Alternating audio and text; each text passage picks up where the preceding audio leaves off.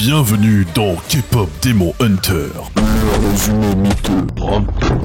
Donc, le film commence en nous expliquant que depuis la nuit des temps, dans le pays des Bim Barbapapa là, ou je sais pas quoi, le plat coréen de mes couilles, des démons de cons essayent de venir semer le chaos en passant du monde des démons au monde réel, afin de péter l'âme des humains, afin de nourrir leur roi des démons, Kuma, que je vais appeler Makui car c'est beaucoup plus drôle. Bref, et franchement, à l'époque, il y avait aucun problème. Les frérots, ils arrivaient tranquilles à rentrer dans le monde et tuer les humains. Du coup, bah merde alors, c'est la fin du monde, sauf qu'en fait, non. C'est qui voilà, les trois putes de geisha. Et qu'est-ce qu'elles font les trois putes de geisha? Eh ben elles chantent très très fort, tellement fort que ça repousse les démons en créant ce qu'on appelle le Onmu.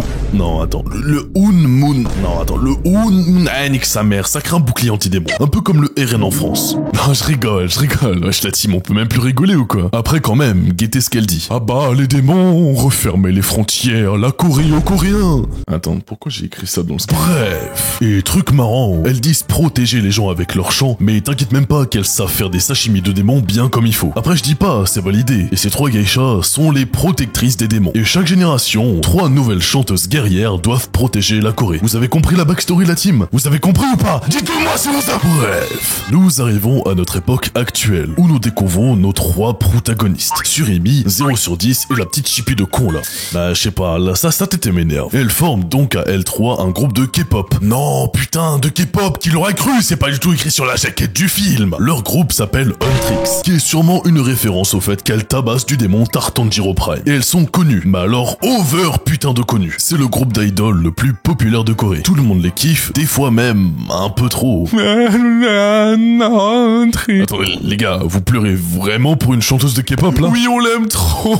On veut lui lécher les pieds. Ah c'est dégueulasse, mais aussi c'est vous bordel. Mais n'empêche, heureusement qu'elles sont connues, car cela leur permet de toucher énormément d'âmes de leurs fans. Ce qui va donc permettre de renforcer le bouclier anti-Jin ou je sais pas quelle atrocité tar Dark Souls. T'as compris? Elles chantent et récupèrent les âmes de leurs fans et ça permet de créer un bouclier anti-démon. Facile. Bref. Et afin de finaliser leur travail et de transformer le bouclier en bouclier d'or, qui permet, si j'ai bien tout compris, de sceller les démons jusqu'à la prochaine génération, elles vont jouer leur single Golden. Attends, j'ai capté. Bouclier d'or, Golden. Ah ouais, c'est pas mal. Mais vous avez vraiment pas cherché loin, bande de ça. Et donc, tout se passe bien. Genre vraiment, c'est parfait. Tout le monde adore le single. Sauf que, bam! Qu'est-ce qu'on apprend? Surimi est une mi-démon, mi-humaine. Et elle cache ces marques que tous les démons ont depuis le début de son existence. Et personne ne le sait. À part cette connasse là. Mais bon, on s'en fout un peu d'elle. Elle a aucun impact sur l'histoire. Et je suis désolé, mais je ne veux absolument pas croire qu'elle a tenu 20 ans sans que ses amis voient les marques. Moi franchement, si mon pélo garde ses bras couverts pendant autant de temps, je commence à me soucier de quelque chose. Genre en mode Among Us parmi nous. Bref. Et le pire dans tout ça, c'est que les marques atteignent la voix de Surimi. Ce qui fait qu'elle ne peut plus chanter. Ce qui fait qu'elle ne peut plus performer Golden. Ce qui veut dire qu'il n'y aura pas de bouclier doré.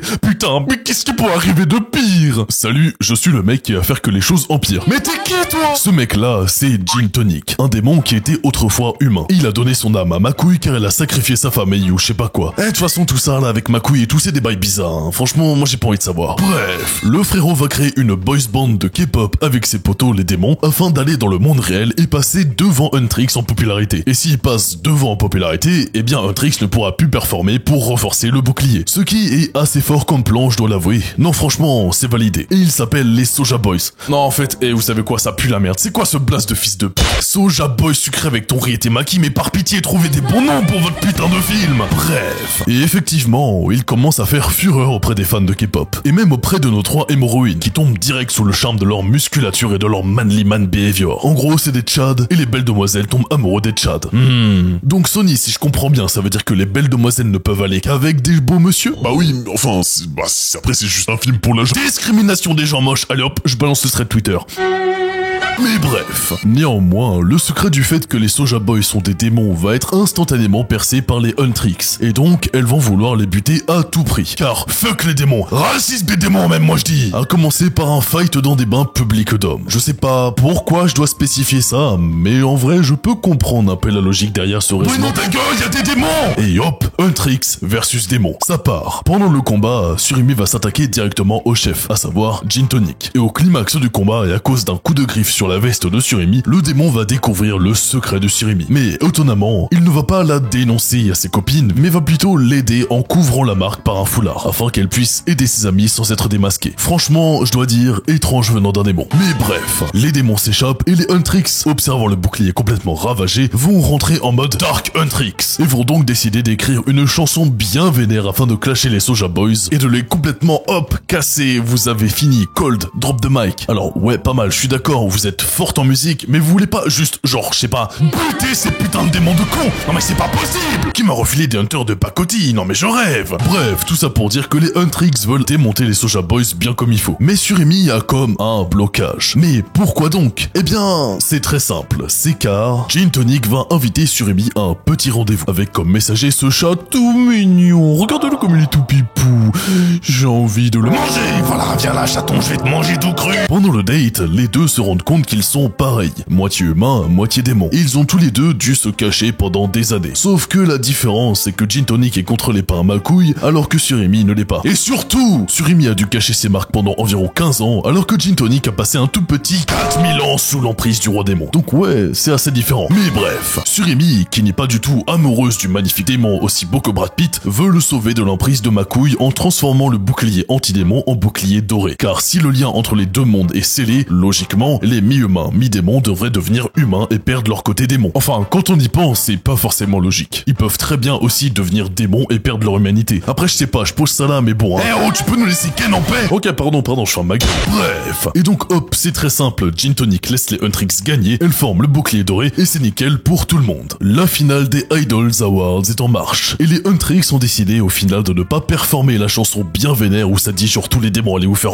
enculer par des sales fils de p*** et elles vont plutôt performer Golden, leur magnifique single. Tout se passe bien, et au moment du solo de Surimi, elle retrouve sa voix. C'est magnifique. Elle chante tellement bien. Mais justement, elle est solo. Et les deux autres compères, 0 sur 10 et la petite chippie de con, se font berner par les démons. Ce qui laisse la place à d'autres démons de prendre l'apparence des amis du Surimi et de littéralement la déshabiller devant 3 millions de téléspectateurs. Wesh quoi? Non, t'abuses de lâcher ça. Mais déshabiller, je parle de ses bras et ses jambes afin de montrer ses marques. Vous pensez quoi, bande d'abrutis? Hein? Bande de malous? Bref, tout le monde est choc-barre. Surimi est détruite, je la détruis. Oups, attends, faute de script. Le bouclier est détruit et les Huntrix sont brisés. 0 sur 10 et la chippie de con n'en croit pas leurs yeux. Leur ami depuis toujours est en fait un démon et leur a menti pendant toutes ces années. Et donc, elle se rebelle contre Surimi. Ah, c'est dur à voir. Hein. Ouais, mais fallait pas être un démon, hein. Franchement, t'as mal choisi ton camp. En fait, Bueno, elle est née avec un père démon, du coup. J'en ai absolument rien à foutre. Bref, notre hémorroïne à la chevelure de lavande court vers un endroit où se réfugier, mais elle se rend compte que Gin Tonic l'a trahi. Ce sale démon de con a trahi notre goat. Je vais le tuer. Comment oses-tu toucher à ma Surimi? C'est une ref à Naruto pour ceux qui l'ont pas. Bref, c'est terminé. Les démons arrivent dans le monde, submergent la ville et les Soulja Boys hypnotisent les habitants de Séoul afin de tous les rassembler et de les donner en pâture à Makouille, le roi démon. C'est la fin. Il n'y a plus rien à faire. Mais en fait, non. Surimi, après une discussion très peu intéressante avec sa mentor du style « Ouah, tu m'as trahi, tu m'as menti, ouah, tue-moi, je mérite pas de vivre, moi le cœur, et être la garce !» Entre autres des sujets très sympas que je suis obligé de bip sinon YouTube ne me donne pas d'argent, merci la censure.